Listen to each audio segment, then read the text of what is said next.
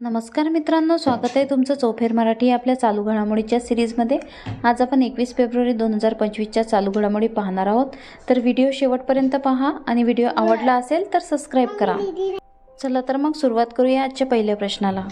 प्रश्न क्रमांक पहिला, एलॉन मस्कने पृथ्वीवरील सर्वात स्मार्ट AI सादर केले। ग्रोक 3 इम्पॉर्टंट पॉईंट्स आहे। इलॉन मस्क आणि त्याची कृत्रिम बुद्धिमत्ता कंपनी XAIने ग्रोक 3 लॉन्च केले आहे, एक प्रगत AI चॅटबॉट जो आतापर्यंत विकसित केलेला सर्वात बुद्धिमान AI असल्याचे आश्वासन देतो। प्रश्न क्रमांक दुसरा, 50,000 वंचित महिलांच्या उत्थानासाठी गुजरातने कोणती योजना सुरू केली जी सफल? इम्पॉर्टंट पॉईंट्स आहे। मुख्यमंत्री भूपेंद्र पटेल यांच्या नेतृत्वाखाली गुजरात सरकारने जी सफल अंत्योदय कुटुंबासाठी गुजरात योजना फॉर ॲग्मॅटिक लाईव्हलीहूड सुरू केली आहे। ही एक व्यापक उपक्रम आहे ज्याचा उद्देश वंचित कुटुंबांना, विशेषतः महिलांना सक्षम करणे आणि आर्थिक स्वावलंबीपणालाच प्रोत्साहन देणे आहे। ही योजना पुढील 5 वर्षात गुजरातच्या 10 जिल्ह्यांमधील 25 तालुक्यांमधील 50,000 अंत्योदय अन्न योजना कार्डधारक कुटुंबांना लक्ष्य करते। प्रश्न क्रमांक तिसरा, दिल्लीच्या मुख्यमंत्रीपदी कुणाची निवड झाली आहे? रेखा गुप्ता यांची। इम्पॉर्टंट पॉईंट्स आहे। शालिमार बागेतून पहिल्यांदाच निवडून आलेल्या रेखा गुप्ता यांनी दिल्लीच्या नवीन मुख्यमंत्री म्हणून शपथ घेतली आहे। सुषमा स्वराज, शीला दीक्षित आणि अतिशी यांच्यानंतर या पदावर विराजमान होणाऱ्या त्या चौथ्या महिला ठरल्या आहेत। रामलीला मैदानावर झालेल्या एका भव्य कार्यक्रमात रेखा गुप्ता यांनी उपराज्यपाल VK सक्सेना यांनी पदाची शपथ दिली। पंतप्रधान नरेंद्र मोदी आणि अनेक प्रमुख नेत्यांच्या उपस्थितीत ही शपथ घेण्यात आली। प्रश्न क्रमांक चौथा, ममता बॅनर्जी सरकारने नद्यांसाठी नवीन योजना सुरू केली, नोंदी बंधन योजना। इम्पॉर्टंट पॉईंट्स आहे। मुख्यमंत्री ममता बॅनर्जी यांच्या नेतृत्वाखाली पश्चिम बंगालच्या सरकारने 2025-26च्या अर्थसंकल्पात गंगा पद्मा नदीच्या विकासाला चालना देण्यासाठी आणि नदीकाठची धूप रोखण्यासाठी नोंदी बंधन योजना सुरू केली आहे। यासोबतच पश्चिम मिदनापूरमधील पूरस्थिती हाताळण्यासाठी घाटाल मास्टर प्लॅनसाठी महत्त्वपूर्ण तरतूद करण्यात आली आहे। या उपक्रमाचा उद्देश राज्यातील नदी अवलंबित प्रदेशामध्ये नैसर्गिक आपत्ती कमी करणे, उपजीविका वाढवणे आणि पायाभूत सुविधा मजबूत करणे आहे। प्रश्न क्रमांक 5वा, झोमॅटोने कोणता AI powered customer support platform सादर केला? नगेट। इम्पॉर्टंट पॉईंट्स आहे। झोमॅटोने नगेट सादर केले आहे, जो एक नो कोड AI संचालित ग्राहक समर्थन प्लॅटफॉर्म आहे, जो व्यवसायांना ग्राहक सेवा स्वयंचलित आणि सुव्यवस्थित करण्यास मदत करण्यासाठी डिझाईन केलेला आहे।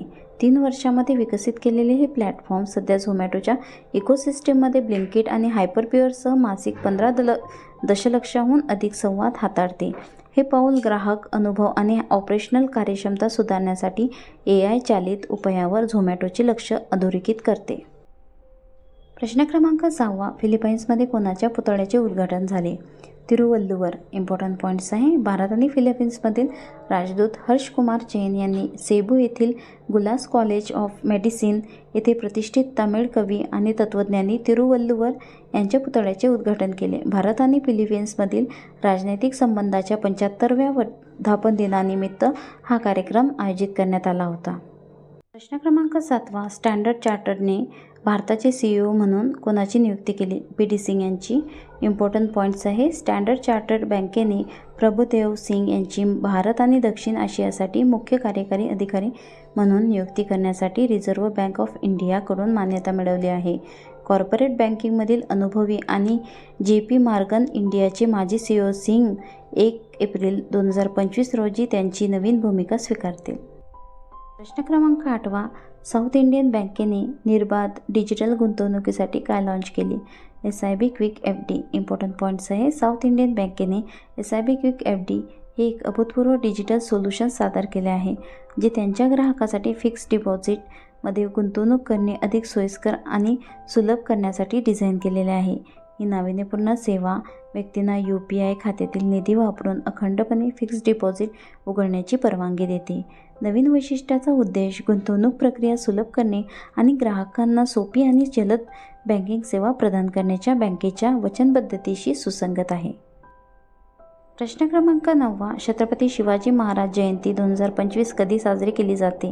19 फेब्रुवारी रोजी।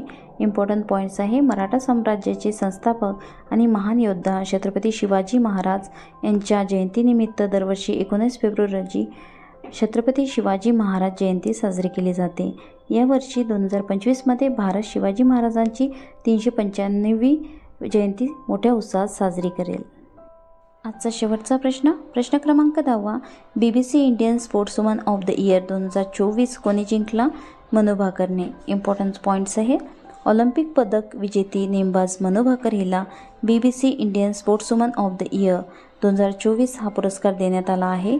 ब्रिटिश ब्रॉडकास्टिंग कॉर्पोरेशनद्वारे आयोजित हा प्रतिष्ठित पुरस्कार गेल्या वर्षभरात भारतीय महिला खेळाडूंच्या कामगिरीचा आणि क्रीडा क्षेत्रातील त्यांच्या योगदानाचा सन्मान करतो. चला तर भेटूया पुढच्या व्हिडिओमध्ये. व्हिडिओ आवडला असेल सबस्क्राईब करा, लाईक करा, शेअर करा. थँक्यू.